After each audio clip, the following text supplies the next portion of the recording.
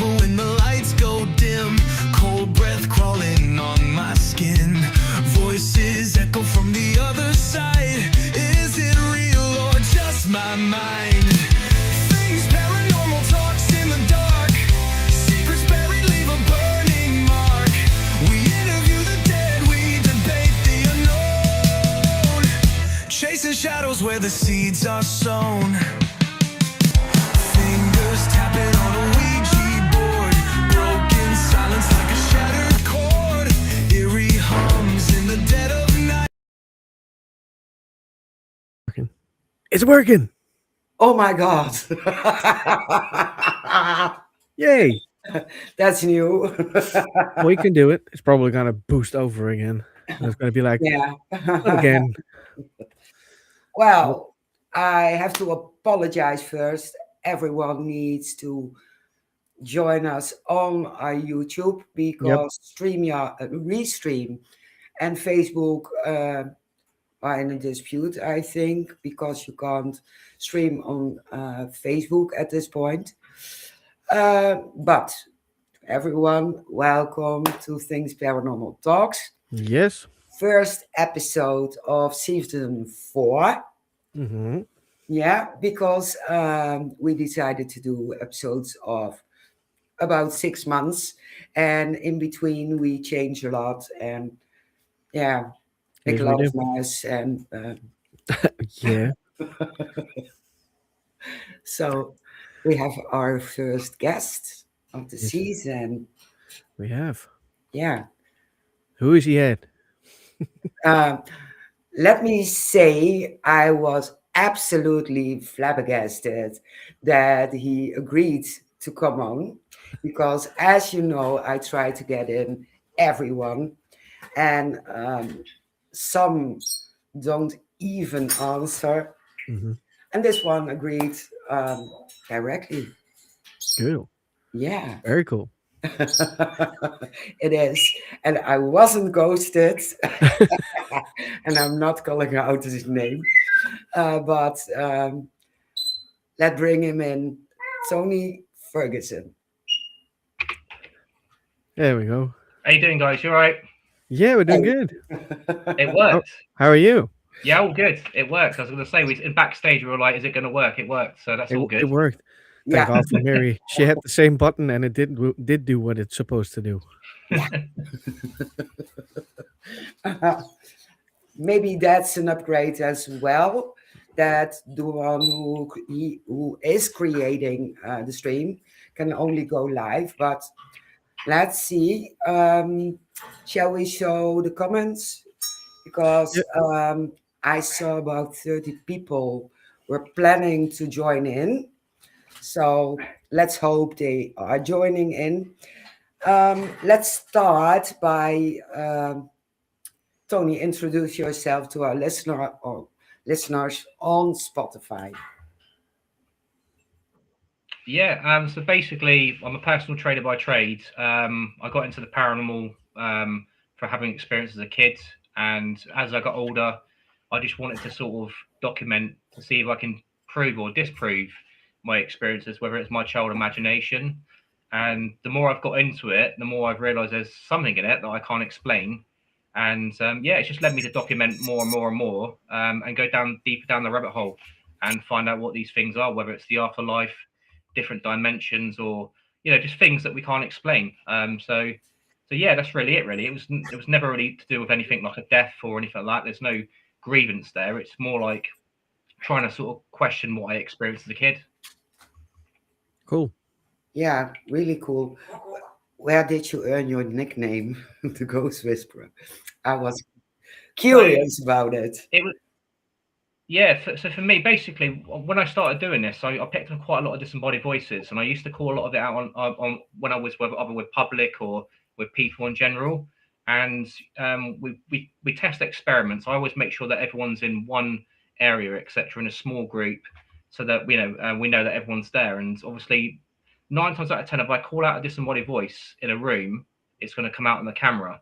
Now, the ghost whisperer side of things, someone said to me, well, ghost, it's like most of the time they come in a static, a disembodied. It don't come out loud like we're talking now. They're either like whispers in the camera or far distance.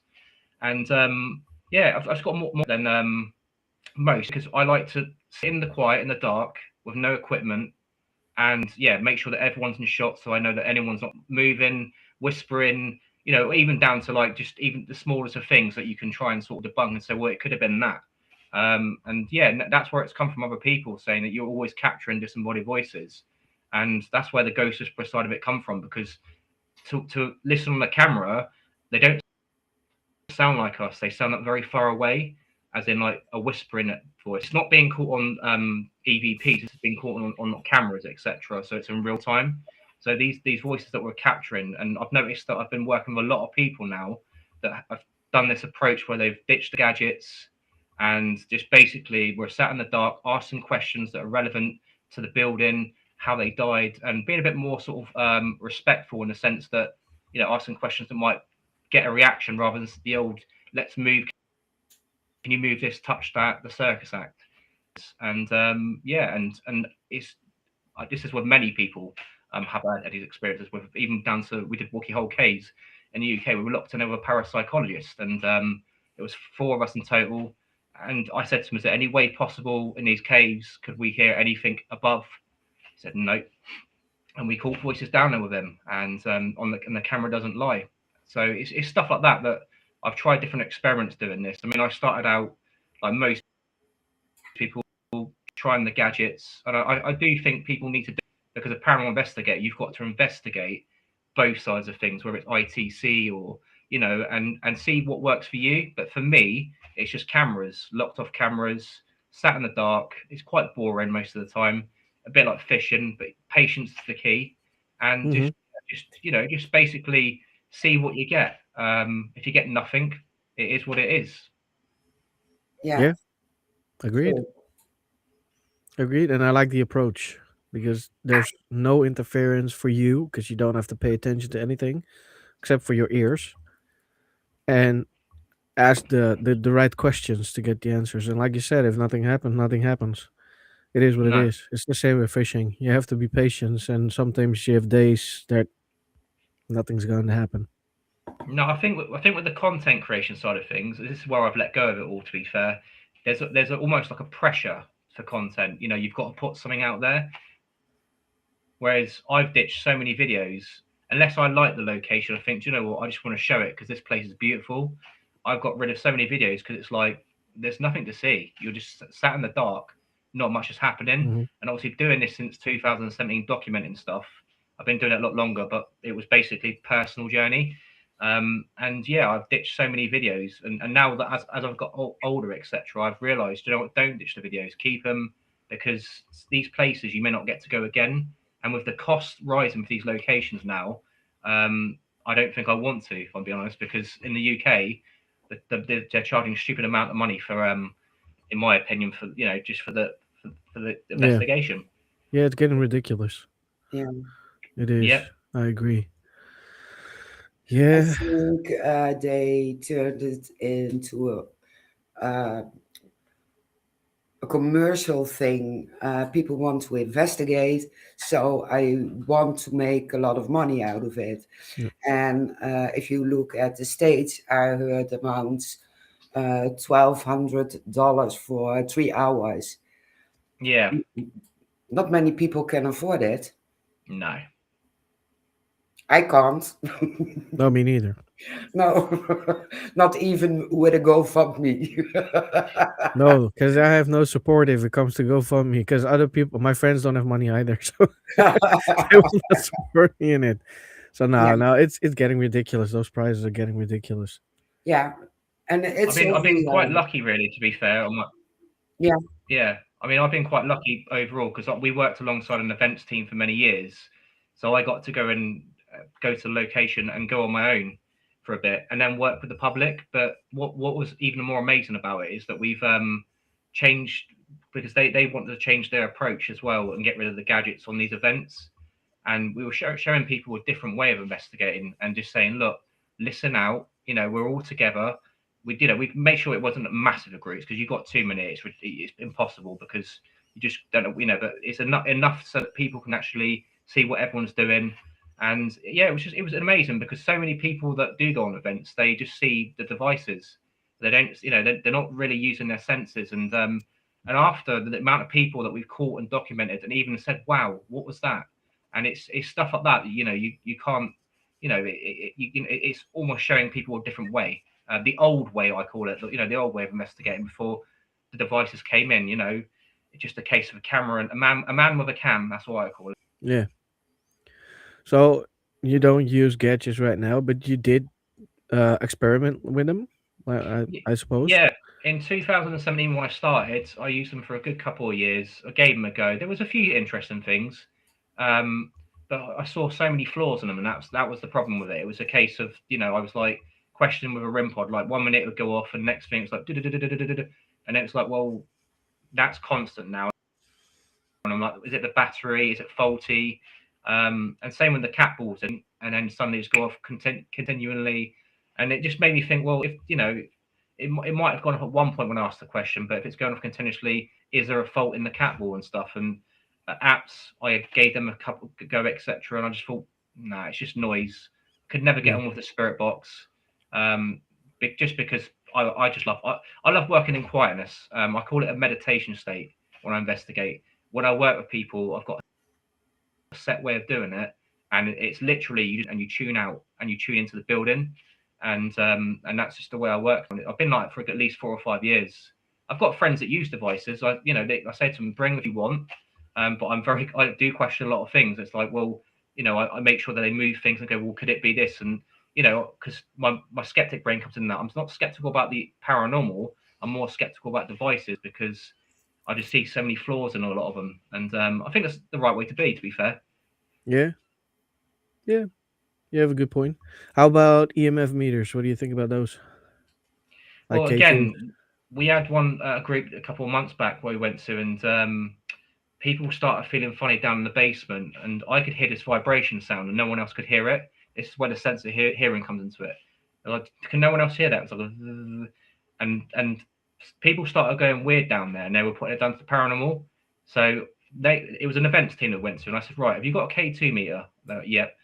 I said, where are you feeling funny? And they were sat by this little box, went straight to the box, red. I said, that's why you're feeling funny, because there's a high EMF meter there. It's affecting your brain. It's obviously too much for your brain. You're sensitive. And that's why all three of you that are sat there are feeling that. That's not paranormal. So I use it as more of the Yeah. base than I would do anything else.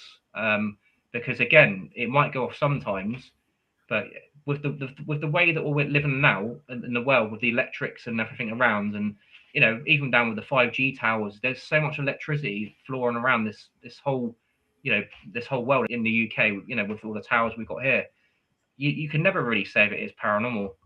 Whereas a disembodied voice, or something that's more concrete, that's been caught on camera, then yeah, you can then say, well, hang on, that's interesting. So that again, with the K2, it's more just a case of you can still use it as a tool, but maybe use it to try and sort of like say, well, that's why you're feeling funny. The EMF round is quite high. Could that be affecting you? Yeah. Yeah. Fair enough. Yeah, It's, absolutely. yeah. I love it. I love it because I'm um, a back to basic kind of girl, and Shane back to basics also. And I see people using the SLS, and I'm rolling my eyes. Oh, It is- that was an Xbox thing, wasn't yeah, it? That was like they used to use that on Xbox. yeah, I thought that was like a kid's toy. I didn't even know they were still. Well, there you go. I mean, to be fair, like there was an SLS thing someone showed me before, and on an investigation. So I showed them straight away. I said, "Do that again and go back." And I said, "All it's mapping is that there." And then they were like, "Oh," because they were actually like full believer that the SLS was capturing yeah, Yeah. ghosts. They're everywhere. I was like, "No." I said, keep going back, go back. Now go to that side. I'll show you. That's going to be a ghost there." They were like, "I said it's just scanning. It's scanning something there that's basically, And they were like, oh, and it's a bit like an Xbox, it's scanning either movement or something there that could look like an object. Yeah. So yeah, I've never really used that, to be fair. Only on the Xbox, and that was for a game. So, Yes. not a paranormal investigation. No, a dance game. Definitely not. But we can dance in the paranormal. Yeah, true. Yeah. Hmm. Yeah, exactly. We'll make a stick figure show. Well, yeah, exactly. Yeah, in some of the movements that you know I've seen on certain things. Well, yeah, it's not really. Yeah, it's a bit weird. But again, everyone's entitled to their belief. You know, I can't. I'm not here to. You know, I'm not one of those that go, this is right, this is wrong. I just do what works for me, and that's it. Exactly. And I think that's how you got to be, because again, everyone's got their own way. Exactly. Yeah, exactly. Yeah. Yeah, that's Now, why we ask what's your way. You can tell everything. It's no problem. yeah, it's about you and your beliefs and how you approach the paranormal. So, if you don't believe in those stuff, perfect fine by us. But we support it. We Hmm. support it. I go back to a few years ago. I've seen a small clip on the TV, Paranormal Caught on Camera. I'm Yeah, hooked because I try to debunk every clip I see. That's why I watch yeah, all the paranormal shows. Um, I've seen a clip where you were investigating a school and the door was opening and closing and you were explaining everything. Do you remember the school? yeah. Well, the door Yeah, slammed. Yeah, very, very much. I mean, that was quite an interesting clip for me, because when we were in there, etc., it was actually the yeah, daytime, and there was actually a weight of probably about 5 kg holding the door. And this is one of the things the show missed out, which again, it's probably the most important, valuable point of it. A 5 kg holder and the door, and you see, and it moves across the floor with force. So I went back with another team a couple of years later, and I showed them. I'm like, whoa, and the same thing was there, and I was trying to recreate it, and I said, even if I got that, the thing would just fall over, but this thing was dragged. It was like, and at the end of it, and yeah, at the end of it, I mean, I laughed because it was like, I thought it was funny, because at the end of the day, I was like, yeah, that's going to be explained. And then I realized there was a weight there, because I walked into the room trying to recreate, like I said to you before, recreate being a teacher. I mean, asking questions, and I didn't expect that, and I didn't. And my reaction was like, you know, what the hell kind of thing, because we were only in there for about 25 minutes in total, and nothing really happened other than that. But then I found out after that some of the reports spoke to the lady there, and she had poltergeist activity, doors moving. But I never asked questions before. I always ask questions, and I think that's very important, because again, if anything can match up to these locations, then that's interesting. Whereas if you go in there already, you're looking for something, so straight away yeah, your mind's like, right, they said this and that. Oh, look, it just did that. So for me, the history is not really important. I think it's more important not to know anything and walk out Yeah. and say, well, we did experience this. Does that match up to what you guys have had? And that's how I work. And unfortunately, some people say it's wrong. You should learn. Depends on what you're going in there for. I'm going to, in my opinion, to try and disprove and see if anything matches up. And if anything does, then all in good. If it doesn't, then yeah, I didn't really experience anything that night. No, exactly. But yeah, if it doesn't add up, I think you will try to look further to see if there's something that will add up in the end. Not that you go crazy about it, because if it doesn't add up, it doesn't add up. But there's also, if the history doesn't add up, maybe there's something else that happened there that wasn't that important to know that. Or is there something you do as well, or is it just like it didn't happen? For me, I like to keep going back. I think it's important. I mean, I don't think I've been to one location yet where I haven't gone back again and again and again to try, because you've got to build a story. That's what my opinion. You don't just go there once and go, it's not haunted, or it is. If Yeah. you're a keen investigator, you keep going back. And even if something doesn't happen the first time, you know, it just, you know, to me, it's like a case of, you can't really say, oh, it's not haunted because I've been there once. It may not have been active that night, or you may have missed something. You may not have been recording in the right room.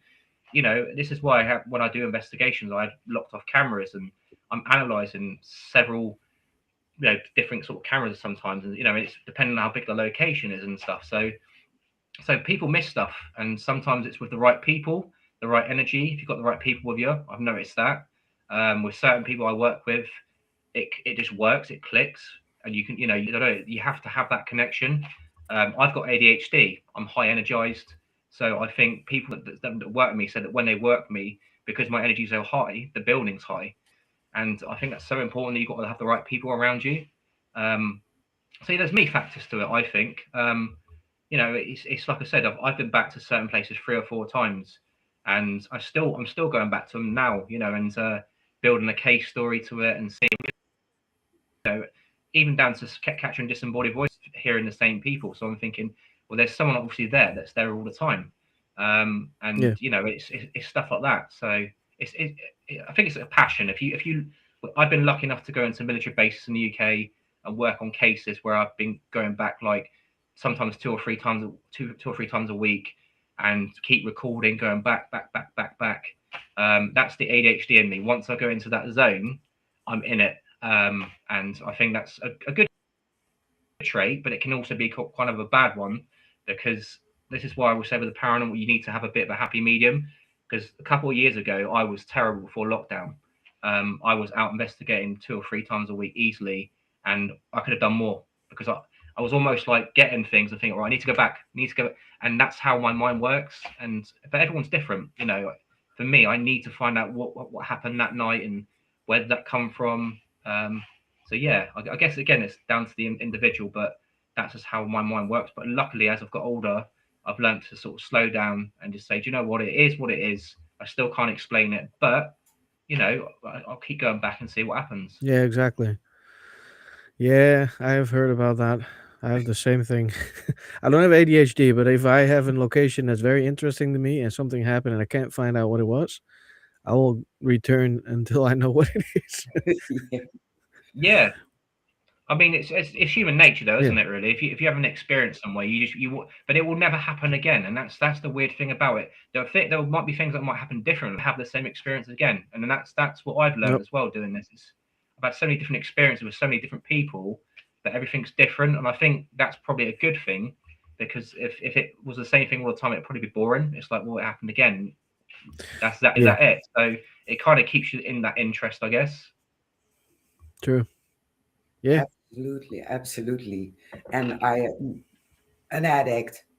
As soon as I capture anything in a location, or something is showing me things in my mind's eye, I want to go back next day. Yeah. 3, 4, 5 times a week, and you forget you have a proper life. You have your That's it, yeah. job, you have your house, you have your partner, and yeah, it's a dangerous field for people with ADHD and who are hooked very easily. Yep. Yeah, it does. Definitely. Yeah, 2017, just before the pandemic, I was literally like a bee. I was literally just bzzz, like, because obviously my brain just couldn't function, and I was on one. That's probably why my social media took off quite well then, because the pandemic slowed me down, because obviously we had the lockdowns and stuff. It's probably a good thing for me, because I probably would still be the same now. But it made me realise that I was overdoing it sometimes, and just don't regret it, because I've been to some great places, met some great people, and had some fantastic experiences. And I've been lucky enough to do it at quite a young age, because I know a lot of people, they get to a certain, mostly because they lost loved ones and stuff, and they get into it for that reason. I got it into my 30s and stuff, and so yeah, I've managed to sort of have quite a few experiences, at quite a young age. So I'm grateful for that, at least. Yeah. Absolutely.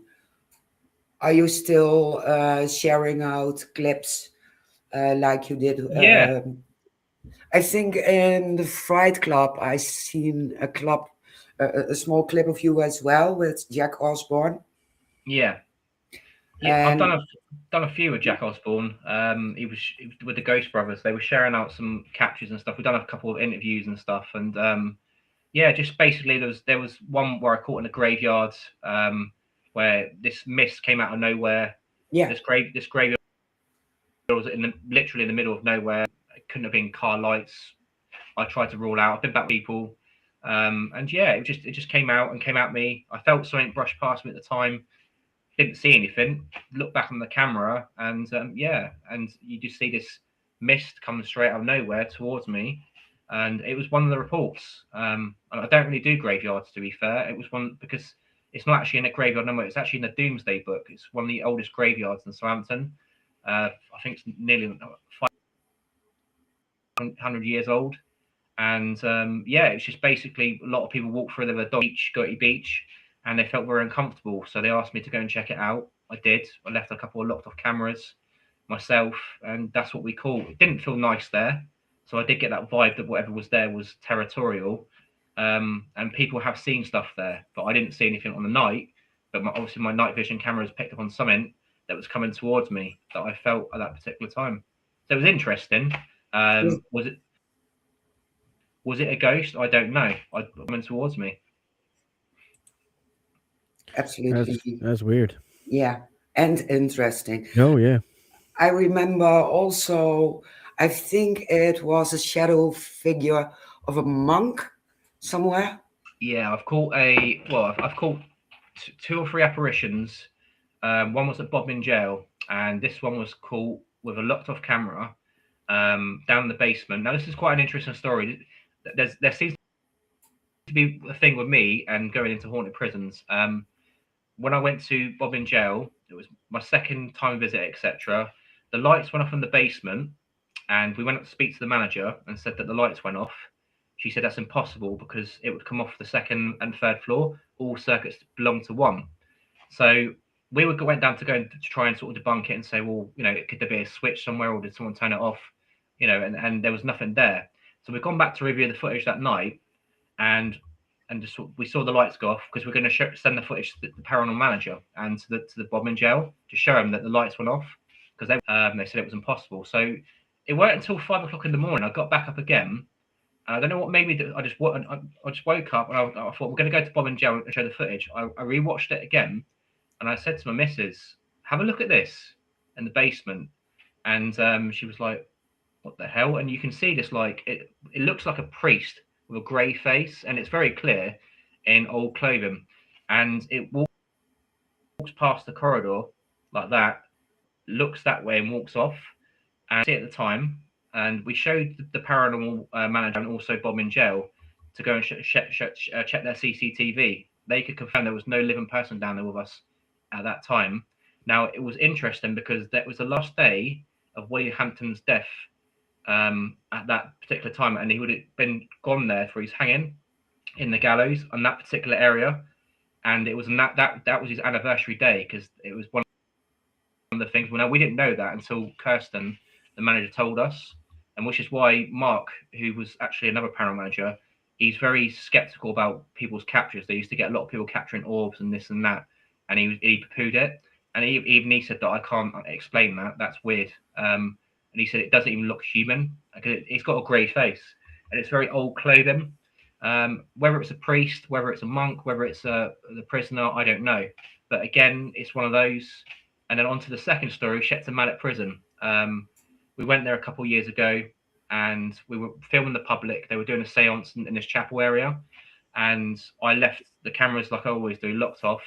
Me and Bev were sat on top of the balcony because I don't take part in any séances and stuff like that because I try and keep my energy distant from other people because, again, it can affect people without realising it if they're in a bad place. So we sat up there while they're all doing like a ritual, not a ritual, but like a séance, calling out in a circle. Now, I said it's the calm before the storm. Something don't feel right because the room felt very heavy. Now, you had 3 skeptics in there in this group, and they said something don't feel right in the bottom. And then as that happened, Adam collapsed to the ground, the guy that was doing the séance, and he was in agony. Now, we didn't realise at the time, but just before this happened, an apparition appears out of nowhere, and it looked people have got their own opinions of what it looks like. Some say it looks like a grey alien, some say it looks like a child, but what you can see is like this form with legs, big eyes, and just like that. It doesn't look like any of the people in them, as in like human form, walks off, and then that's it, gone. and that was just before Adam collapsed to the ground. And again, everyone was in shot in the circle, as we always make sure. And Adam just literally dropped to the ground in agony before that happened, and we had to carry him out to the point where he couldn't breathe. Whoa. So it's stuff like that that left me thinking, well, that was weird, because I said it's the calm before the storm.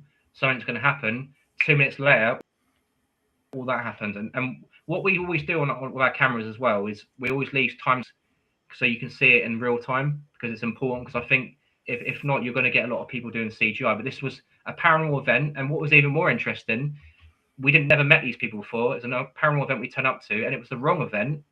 And they luckily let us come on it, because we were meant to be there the following week for the overnight stay at Shepton. But Adam kindly said that you can come and join us, and he gave me a big hug after and said, "Mate, you were meant to be here tonight." Yeah. It was like, and it was stuff like that I think is interesting. It's why I say about the experiences stuff with other people, and it really does make it more sort of like, interesting, because again, things don't just appear out of nowhere and walk off. And it's not one of those captures where you can go, well, yeah, look, actually you can see it. It just appears, someone teleports there and then walks off. And yeah, interesting. And another funny thing is I didn't even spot that one either, because I was analysing it. I was trying to get the footage to Adam and see what happened to him. It was one of my viewers say, "Do you realise you've caught an apparition?" I'm like, "No."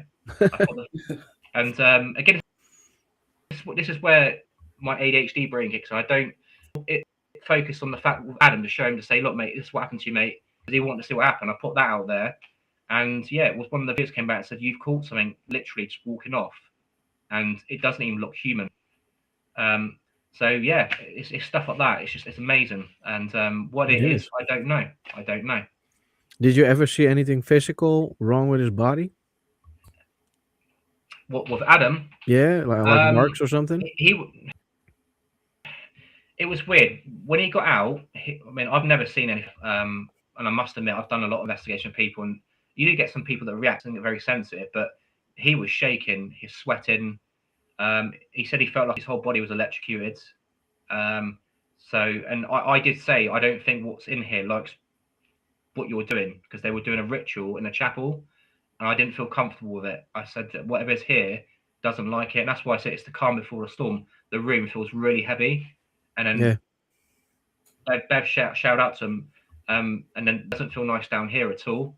And me watching it from up there, I could feel the energy from there to there, and I'm glad I wasn't in that circle, because I'm quite sensitive to stuff like that. And obviously I must have been, because I'm on top of the balcony looking down with my locked off cameras, and I'm feeling it from there. But yeah, it was madness, absolute madness. And again, wrong event. I've never met these people before, and there was must have been eight people in total in that circle that had an experience that I'll never forget. Yeah, never. Well, I've never forgot it, so I'm sure they won't. Oh, I'm sure they won't do that again. No, that's a one-time deal. Never doing that again. Yeah.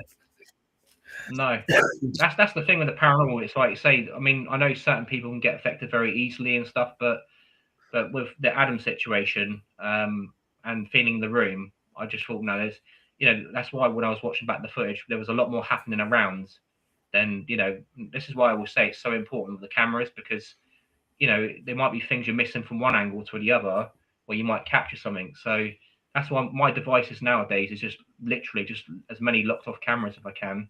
And if I'm working with other people, they've got their cameras, so I don't put too many around, because otherwise you just get glare.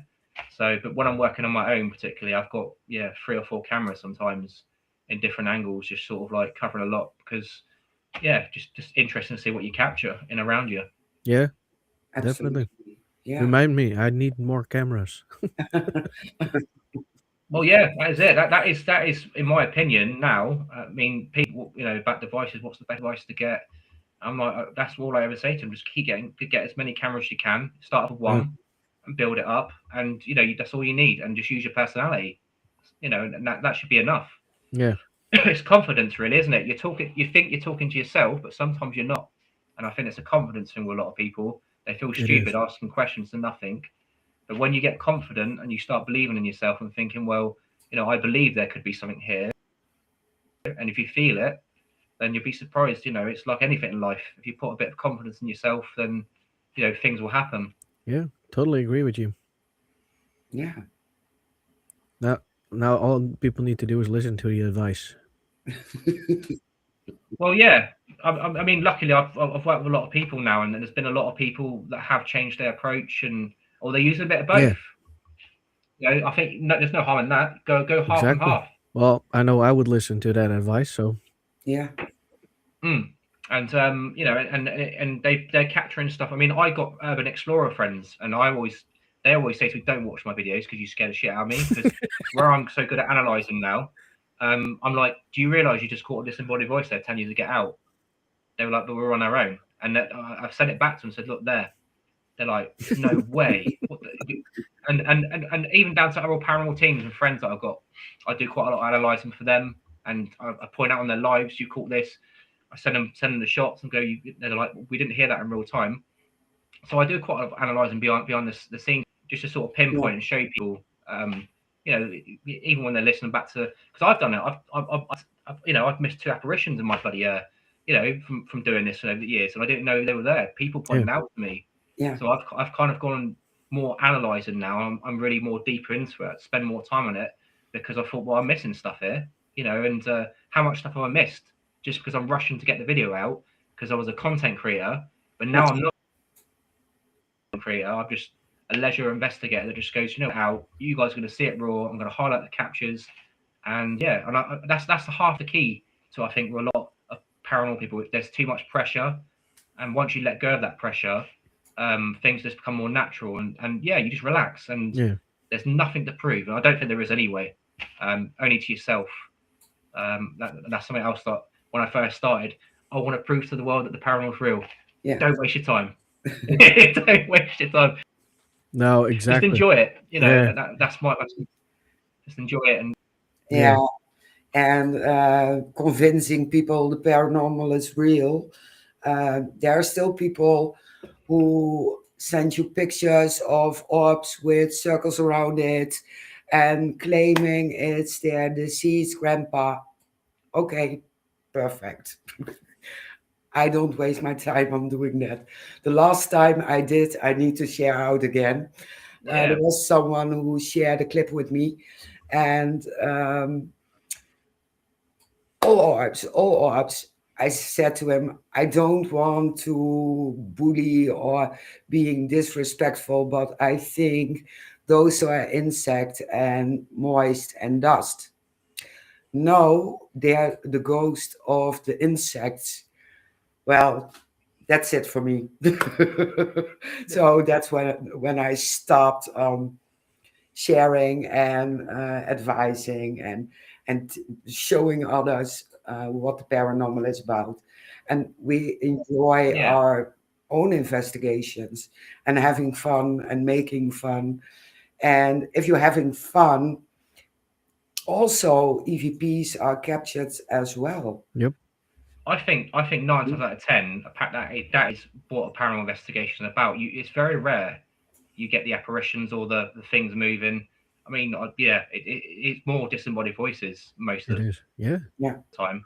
And even with the orb side of things, means when I'm hands up, when I first saw orbs as a kid, when I first started out, we've all got to start somewhere and learn, you know, what is, what isn't. And, you know, I used to think, well, that's weird. But then I looked on my night vision camera and thought, well, there's bloody loads of them. Bloody, you know, it's like, but you get to know that as an investigator after a while. And I think that's, like I say, a lot of people, they got to start somewhere. And the same with the devices. If you don't, you're not going to take someone else's face value. Give it a go. If it don't work, then don't let it try. Same with the, I mean, I bought some investigations to the eye. I've seen a few things there, and I'm thinking, well, yeah, that was weird. And there's been 3 or 4 of us seeing it. But whether, again, the camera doesn't pick up on that, so it's like, well, there you go. So it's one of those things that I think the orbs thing is more because obviously the dust, obviously you got more dust on insects, and the night vision infrared's going to pick up on a lot more things. So people are going to go, that's, you know, is there something there? And probably looking for something and nothing. But then that does come down to basically, like anyone, I think we got to start somewhere and realize, hang on, yeah, that's too many. A bit like the cat water tube, it's going off constantly and for no reason, then there's got to be a fault, you know. And it's the same with the RIM pod. So, you know, you got to question everything. Yeah, true. Absolutely. Very true. So if I understand correctly, you don't have a team. You just go with the teams, with other teams or events. I've got um, I've got basically friends that we go out with now. Nowadays, it's more relaxed. We meet up. I've got Exploring the Afterlife, lovely team. Ghost the Ghost, lovely team. Adam and Sue, who we go out quite often with. Adam was the one that had the experience at Shepton Mallet, Hmm. and I've sort of like tried to help him since then. And yeah, and he's become an amazing investigator since then because I think that took a lot out of him. So I sort of took him under my wing, and now he's like, yeah, just completely switched his devices still. He always has done. He comes with like old. He's more into again because he's hearing stuff now, and he's calling it out, and it's coming out on camera, which is what happens with a lot of people I work with now. Like whether it's the public and whatever, they start getting more confident and stuff. Another thing I didn't notice as well is that we did an event a couple of times with a couple of autistic children and ADHD people there, and I was amazed. Probably some of the best investigators I worked with because they were so in tune and they were calling stuff out, but because where they weren't afraid to say it, how they felt, they were capturing stuff and it was coming out on camera like I do, and they were calling it out and they were like, "I just heard a voice there." I was like, "Yep," and it was amazing to see, and and where they were so brave enough to do it and not worry about what other people say. And yeah, it was amazing, and I just like their approach. They were literally in the zone as you should be, and yeah, and crazy as it seems, that some of the best investigators I've worked with were autistic or ADHD. Yeah, true. Yeah, I my opinion about autistic or ADHD people is they are fine tuned in one particular way, and I don't know how that works specifically, but I just notice it because my kids, for instance, I know kids are open nonetheless, but they both have Yeah, ADHD, and yeah. they hear everything, so it's sharp all the time. Ears are sharp all the time. So as soon as they hear something, I believe them immediately. And I, You should start recording that. This is why I was saying people oh leave yeah, recorders on because again, if they ever I can when record it's a when they lot of things here in my house. I just don't feel like doing it anymore because I have so many recorded here. I was like, fair enough. I, At least you oh got the yeah, proof yeah, to back it up. yeah, That's yeah, my yeah, point. That's what you definitely, want. definitely. I have a Yeah. lot of autistic friends, and they hear more than I do, which is good. So I know where to pinpoint somewhere when they heard something. I was like, oh, something has to be on that recorder or on that camera or whatever, so I can find it. So that works. But yeah, It's they are fine tuned. Yeah, definitely. I mean, it's something I wanted to do before lockdown. I actually did a video just before the thing happened, and yeah, I was saying on my YouTube video that I want to get a team together with like ADHD autistic people, and just literally looked off cameras, see what happens. But it happened naturally. Just after it literally we met this team called Ghost to Ghost, and they had a bunch of people there that were friends, and they had a lot of autistic people there with them and stuff. And I thought, yeah, perfect, and let's do it. Let's Mhm. investigate. They didn't really do many investigations, but I just loved their approach. It was just it was natural, and that's what I love about it. There was nothing false about it. It was like they were generally interested. Questions were like authentic. They generally cared about Yeah, what was there, and yeah, and I love stuff like that. Again, it's testing experiments that a bit like I did with the parapsychologist at Wookie Hole Caves. It's things like that. We went one time with a historian there, looked in there, and next time we went back with a parapsychologist, and both times, and even with the public, the first time, cool stuff there with the public. So that's 3 occasions, and yeah, three things there that different experiences, but a lot that we can't explain because it's underground. yeah, So yeah, it's stuff like that that's just amazes me. But again, some people don't experience nothing. It's one of those. Is I don't experience nothing on a lot of investigations, but it doesn't mean to say I can say it's not haunted. yeah, Just what body wasn't active that night. exactly. Yeah, I had an experience with. I've been to England a couple of years ago without Mary. I've been with Mary as well, but I was supposed to do a paranormal investigator with another team from England, and he was like, "Yeah, well, we'll go to a haunted bus museum." I was like, "Okay, fine." Fine with me. I like it. He said, yeah, it's always active, and there was almost nothing there. Almost nothing happened, and he was apologizing. I was Yeah, like, well, you get that. that's the risk we take. One day it's haunted and it's active, and the other day is like, That's why I'm like, shh, no, don't tell me nothing. I don't want to hear nothing. I no, don't want to be let down because if you're like, because like, well, what did I do wrong tonight then?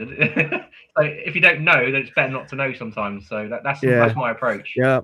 Um, But it didn't bother me because I don't expect anything. So if nothing happened, I won't be disappointed because that's my expectation, no, anyways. Yeah. definitely not. So, but he was very disappointed in the ghosts. And I was like, yeah, well, it happens, dude. It's no problem.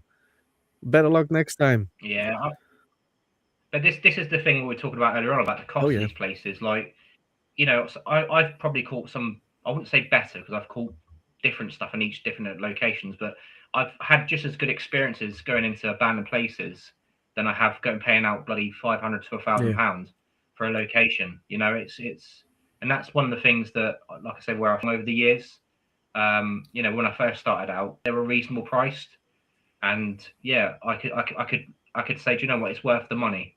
But now it's just like you say, it's got more commercialized, and I've lost that interest in a lot of places now. I'm thinking, you know, and I'd rather go for the places that I feel that are charging and doing good for the paranormal, because there's a lot of teams that are doing it. They're putting money towards charity, or they're putting some good back in, and I think that's important because Hmm. there's not enough of it. No. And yeah, so that's why I'm going to more support and, you know, try and sort of see what we capture and document. And yeah, that's me going forward really. And the ones that are charging stupid money, hopefully if enough people don't bother going there, they're going to have to drop their prices, aren't they? Because it's like anything, you don't shop somewhere, then yeah, they're obviously charging you too much money.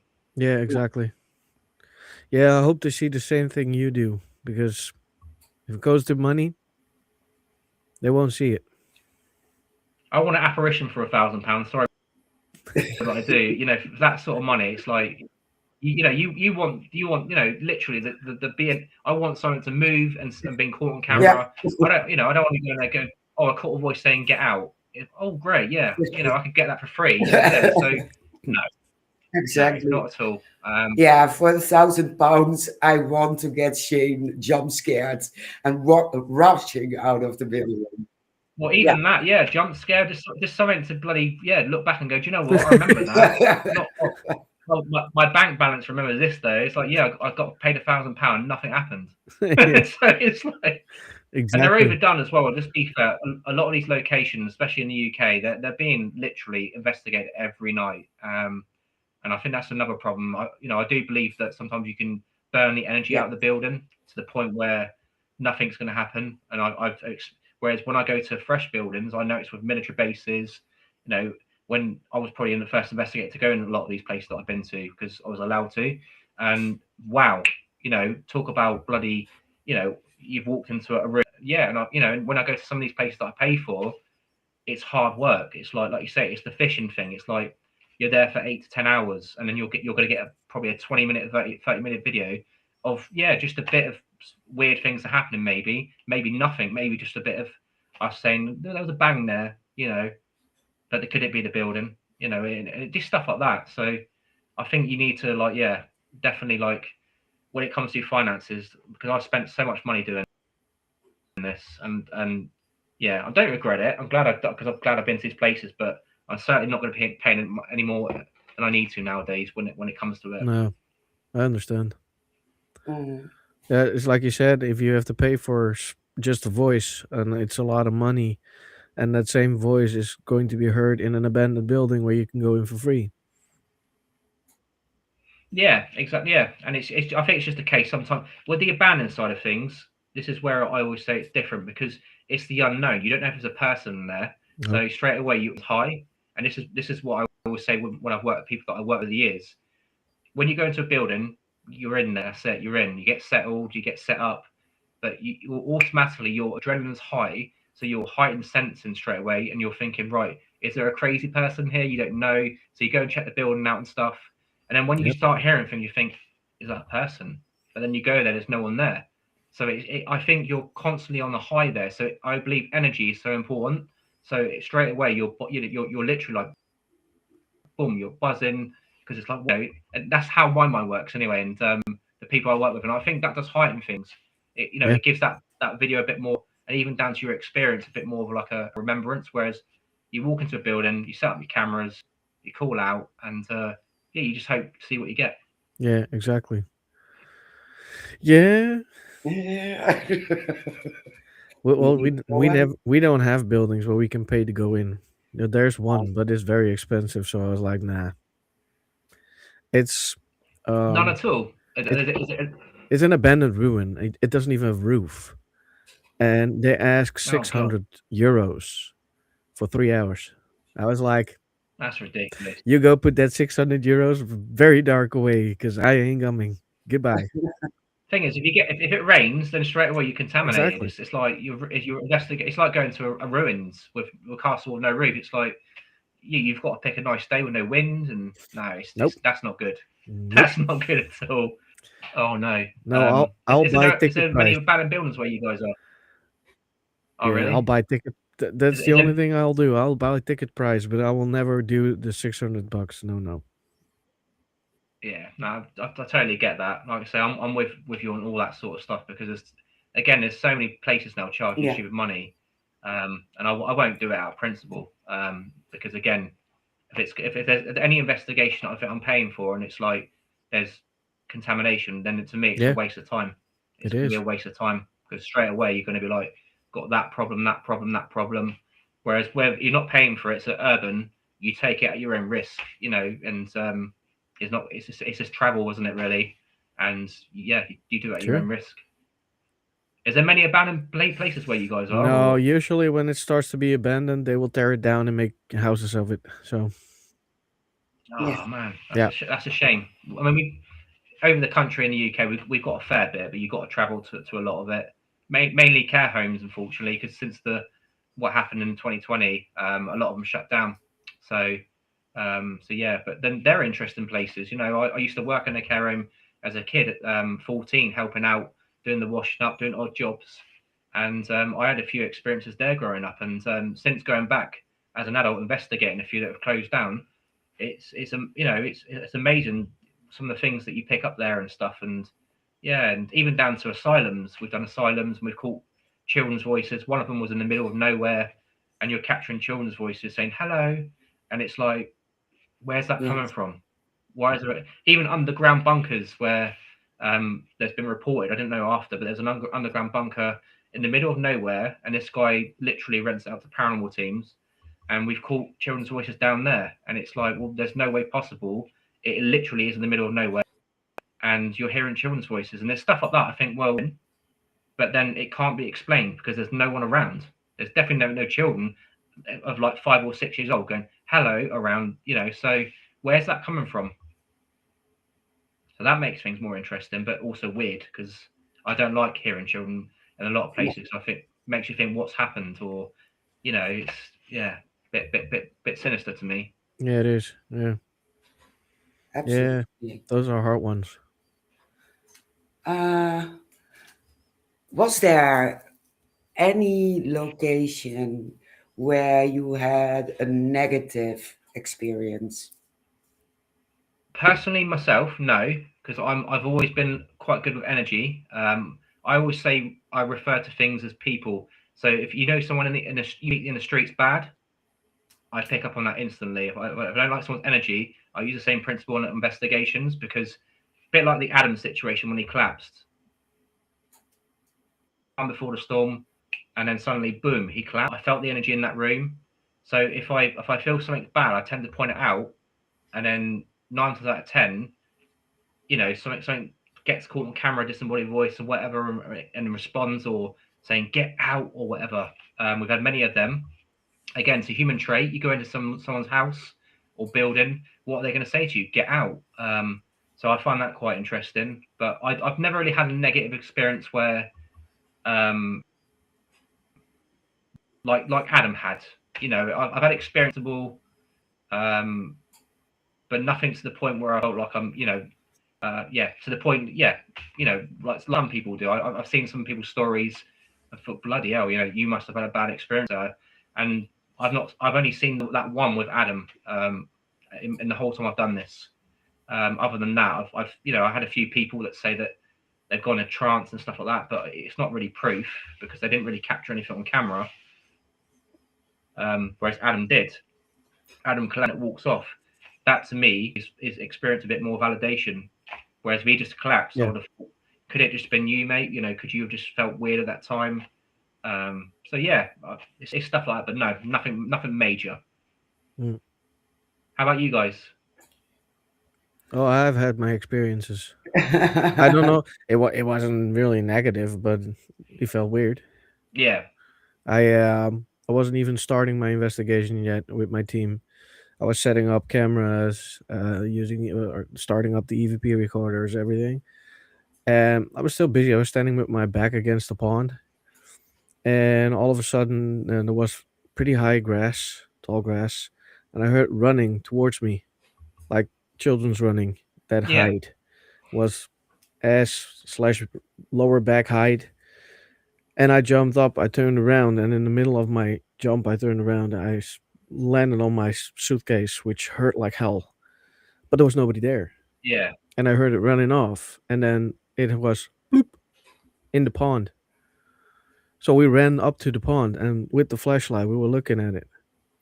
There was nothing there. The water wasn't even moving.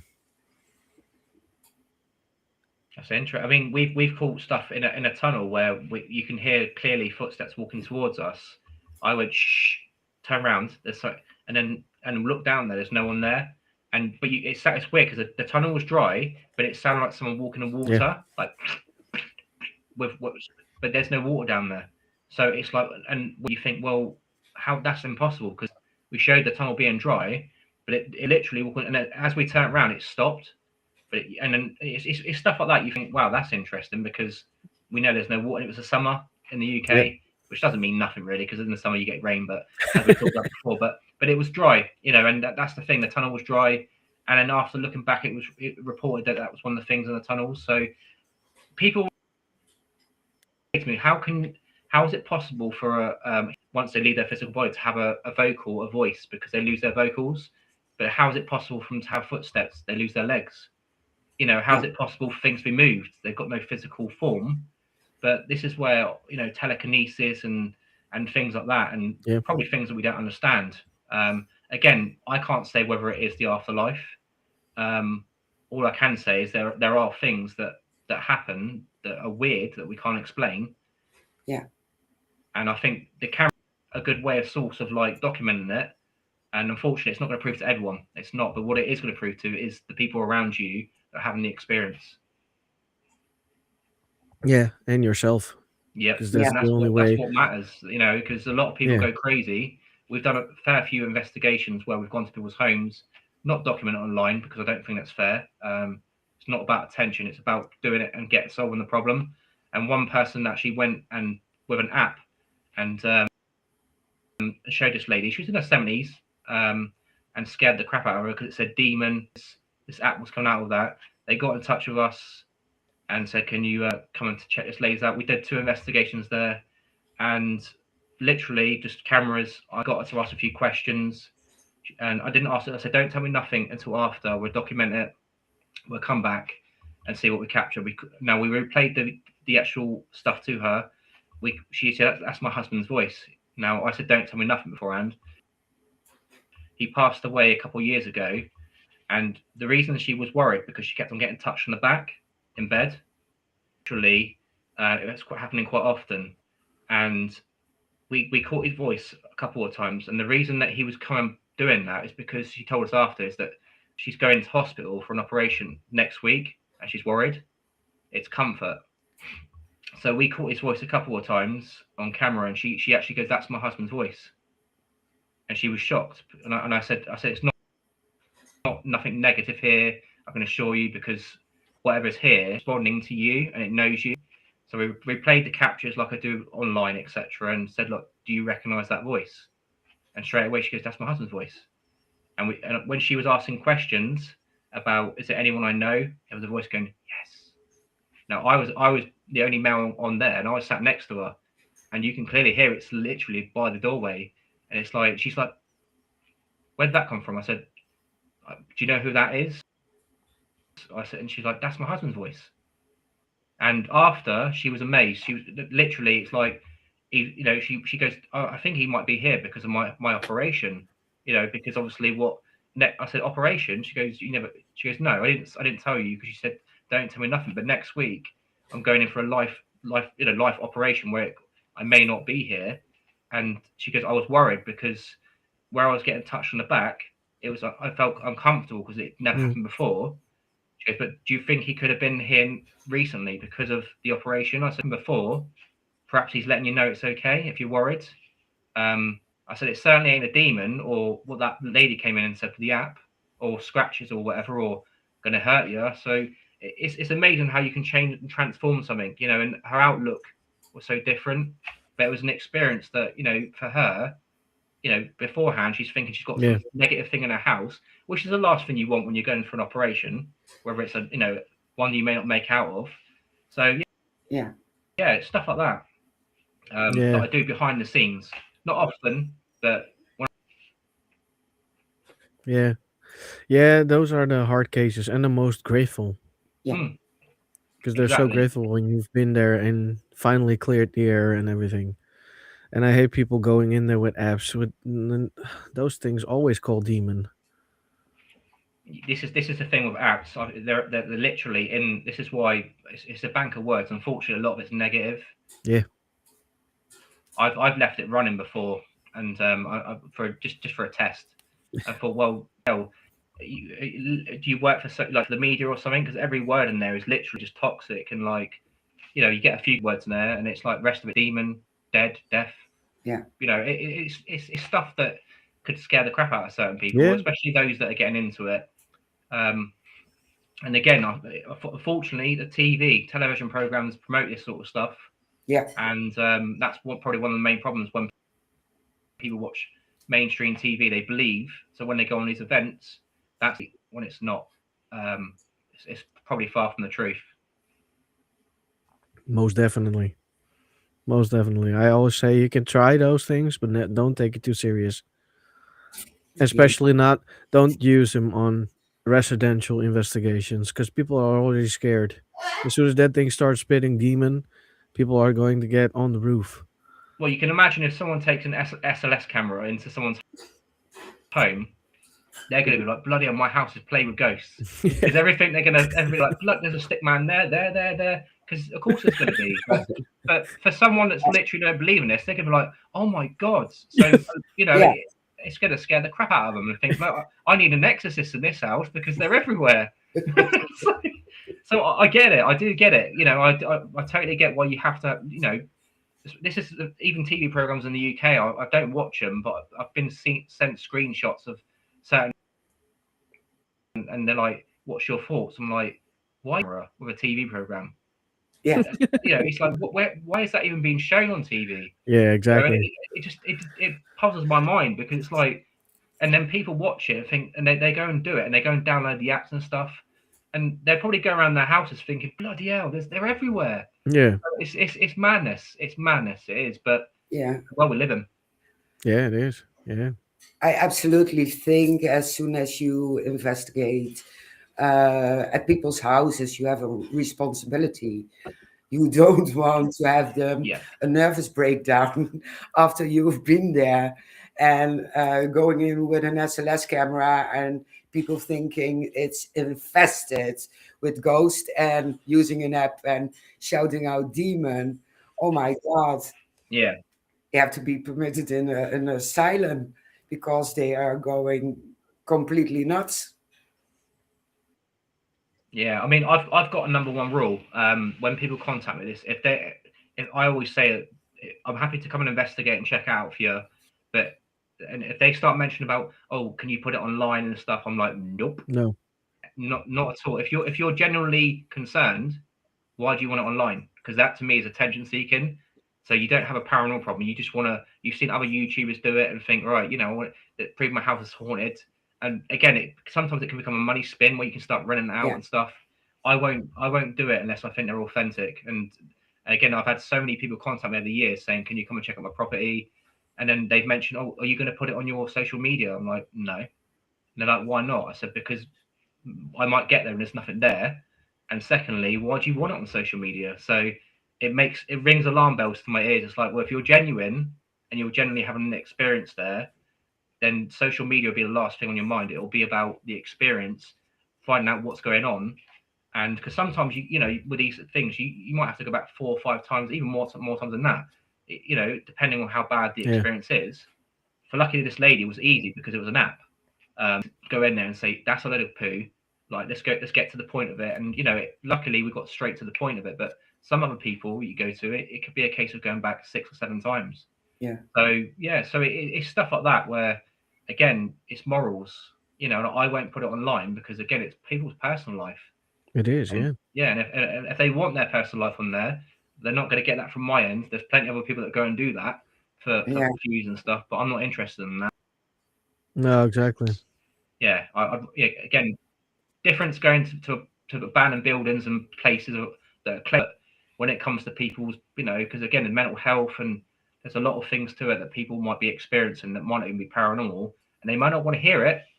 It could be like I said with the EMF stuff, the house, their houses could be high in EMF and stuff. So yeah, I tend to sort of just do that stuff if I do, which ain't that often to be fair. But yeah, when I do, it's got to be all for the right reasons. Yeah. Yeah, same with us. Yeah. Same goes with us. Definitely. I'm out of questions. I don't know if you still have questions. What are your plans for 2026? With the way the world's going, yeah, I'm just gonna.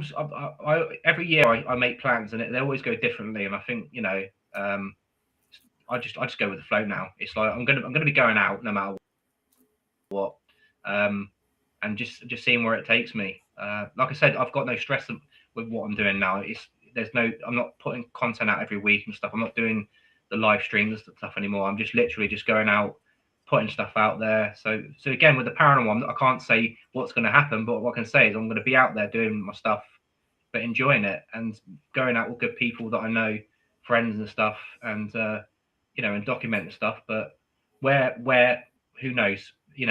I've been sometimes like last year, not your last year, the year before that, the Sun News, a media outlet and stuff, and that just happened suddenly, and things like this do, even down with like paranormal caught on camera, unexplained caught on camera, and things do happen like that. It's like when you least expect it. So I'm more relaxed now and say, look, let's just do what's going to happen, and and just document it. That's it, and hopefully meet some good people along the way. Yeah. How about you guys? Kind of the same, I think. Yeah. Yeah. It goes I think with you have to you have to be like that. And the world we're living in at the moment, I'm pretty sure it's like it around the UK and Europe in general. I think you just got to go with the flow and because if you don't, you're going to be disappointed with making plans because obviously, with a lot of things in the world in general, that's a different subject. Yeah, you have to go with the flow. That's the only thing you can do. Absolutely. I made one plan and I will traveling probably to the UK. And I think it will be in May if I calculate it correct. And it will be Scotland or the UK itself.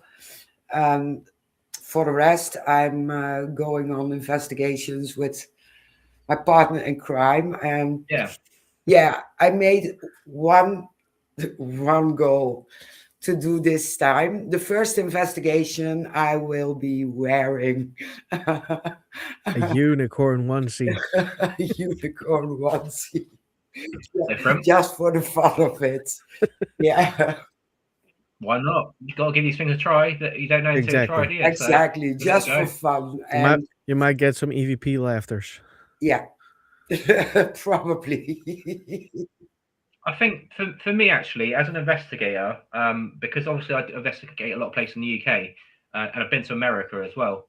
I am going to travel more into Europe because I want to see because there's been a couple of times I've caught disembodied voices speaking in Latin, and I've called out and said it's not English, and I've so it'd be interesting to go to different countries and see if I can capture people speaking in French, Dutch, and even though I'm not going to hear what they're saying, I can say there's a disembodied voice there saying, I'll probably butcher it and go, it says to come, because obviously I don't speak the language, but it'd be interesting on that experiment to see if, I can capture a disembodied voice on camera speaking in a different language to myself, and maybe even point it forward to other people and saying, look, you speak, you make out what's being said. Yeah. Because I was an American in the UK.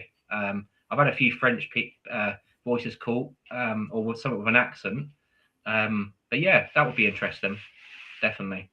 That'll be cool. Well, if you ever come over to the Netherlands, well, don't be a stranger. It's a place that I would love to go to because I've heard good stories about it, and it's, again, it's one of those places that not far away. So yeah, again, you guys sort of picking my brain there. That is probably something I would like to go and do, just to see if I can actually pick out voices there and call out, but even probably butcher what it's saying, but at least it's not an English voice going get out or whatever, it's saying it in Dutch, or it's stuff like that. It's just different, I suppose. Yeah, I know here in the area it can be Polish,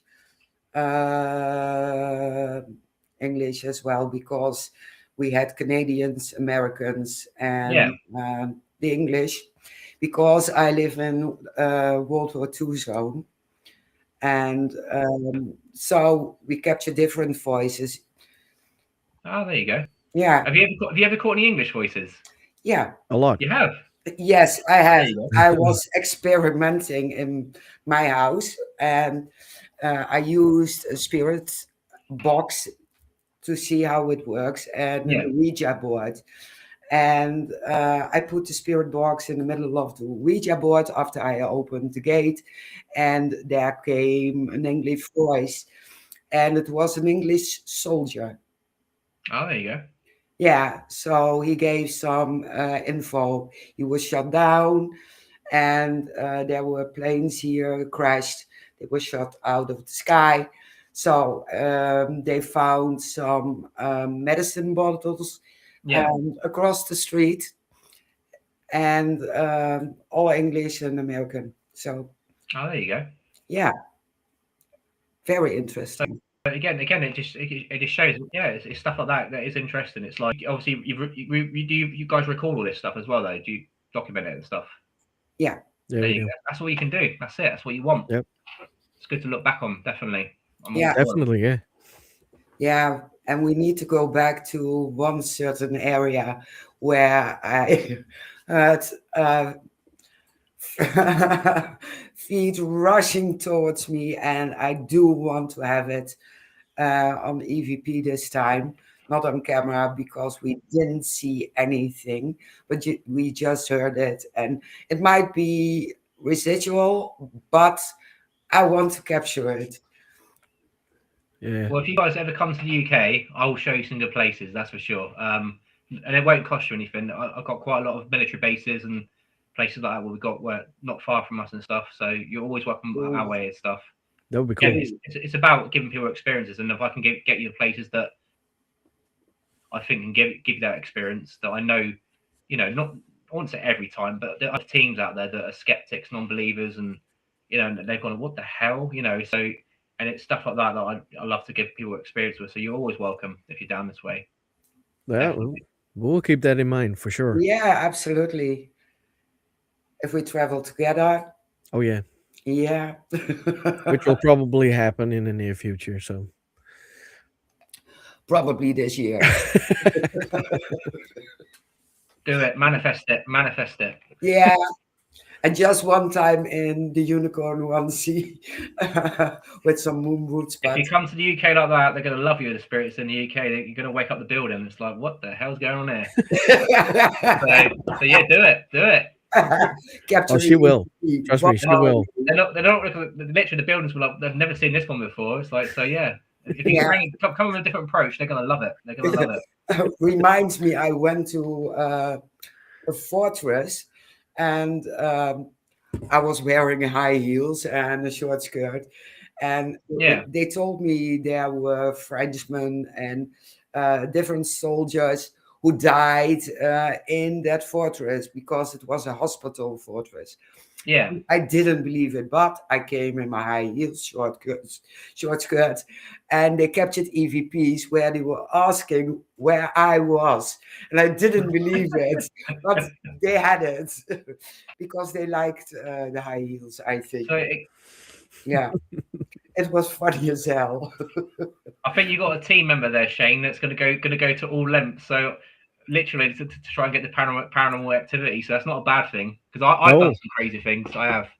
Yeah. We were actually she makes me do crazy things. So that's not a bad thing. That's a good chemistry because it again, is.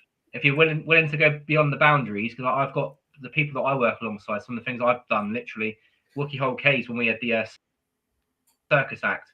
I was doing like backflips and stuff on these crash mats and doing circus things, and I'd literally done damage to my body after when I come out of there. And it's like the things that I've done to try and stir up activity, and even them, you got again. Sometimes it just builds the energy, doesn't it? You got to have that chemistry, and yeah, you've obviously got that, so that's not a bad thing. Yeah. Once Might I look a bit crazy on camera, but who cares? You're not there for them. You're there for the Exactly. paranormal. Exactly. We have a lot of fun, and that's the main goal for us. Yeah, I always try to have Yeah, fun. too right. And we went to a building where they kept dis- disabled children, and we didn't capture anything. And we tried to stir up. And I had some Yeah. candy in my bag, so I threw out some candy, and we actually got some EVP. Come, candy. So mission Oh, there you go. worked. And afterwards, we had to clean Oh, up, yeah. but it worked. Calvin, all the male ghosts. Where's Mary? Again, Yeah. where's that coming from? Yeah, it was horrible, Calvin. They captured my name, I think, about 30 times. And I was crashing on the floor because I was so tired. But every time they heard something and there came another voice, Mary. And I thought they were just kidding, but it was, yeah. It's good. It's good to look back on. That's what I say. It's what it's all It is, about, yeah. isn't Yeah, it? absolutely. It's sharing your memories and even the journey and stuff. Yeah, Yeah. That's all we got at the end of the day. Unfortunately, people might question it, but at the end of the day, it's your experiences, exactly. and no one can take that away Yeah. from you. Absolutely. Absolutely. Well, we are at the end of our time because if we do it too long, everyone in Spotify will jump out and think, okay, see you again. And so I want to thank everyone in the chat and everyone who is watching later on. Thank you for watching. To the people on Spotify, thank you again. And don't forget to subscribe and follow us. And we will going out with some music, but not before Tony has told you where you can find him to follow him. Oh, don't worry about that. I'm not. No, just yeah. Don't, honestly, I'm not. Yeah, just Tony Ferguson. Type that in Ghost Hunter. You'll find me, but I'm not really. Yeah, it's just me in general. I'm just not one of those people promote channels and stuff. It's like, yeah, it's been a pleasure talking to you both, though, and obviously hearing your experience as well as mine. Just thanks for giving me that voice, and like I say, it's what it's all about, isn't it? Sharing our journeys and stuff, and yeah, just getting your experience out there, and that's all you can do. Agreed. Well, thank you so much for joining us, Tony. It was a pleasure to talk to you. Yeah. And to listen to your stories. Yeah, thanks, and thanks hopefully we for see. joining us. Hopefully we can meet up someday. Yeah. Because that would be great. Again, I'm open door to things like that with anyone in the paranormal. The door's open. So yeah, hopefully if we can, you're more than welcome this way. And if I do come your way, I'll be in touch. Definitely. That would be cool. Yeah, that would be very cool. Definitely. All right. I'm going to put in some music, and Mary has to end the live because I can probably not do that. I thought you said Mary's going to couldn't even dance start it up. So I have to do something. So I can see if it works, but I don't think so. everyone in the background, and Yes. you can start the music. Yes.